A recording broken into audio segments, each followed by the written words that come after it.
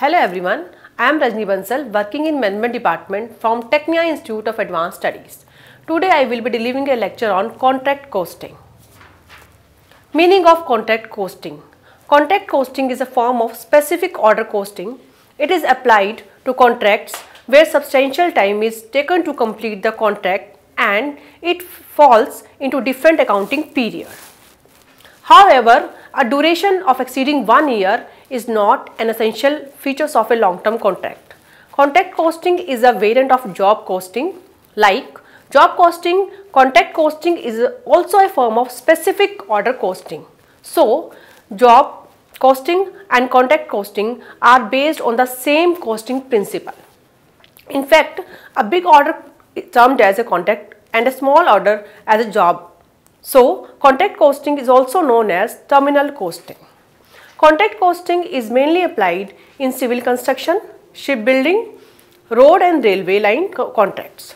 The person who undertakes the work to complete is known as contractor, and the person who gets the work done through contractor is known as contractee.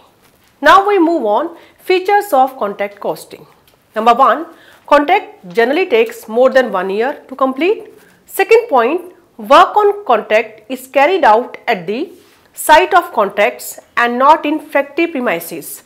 Third point, most expenses such as telephone, insurance, etc. are also direct in nature. Fourth point, plant and equipment may be purchased for the contract or may be hired for the duration of the contract. Next point, penalties may be paid by the contractor or failing to complete the work within the agreed period.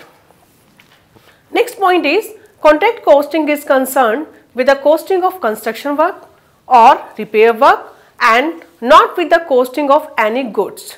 Next point, in the case of contract, work commences on receipt of order from the customer.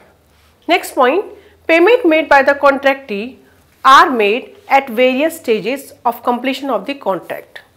Next point, as the contract or work is done at the contract site far away from the premises of the contractor, the problem of cost control is greater in the case of contract costing. Next point, in the case of contract costing, work commences on receipt of order from the customer. In case of complete contract, there is a problem of determination of the amount of profit to be carried forward to current year's P&L account and amount of profit to be carried forward.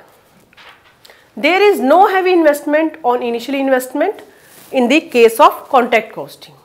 So, I hope you understand the topic contract costing. Thank you very much.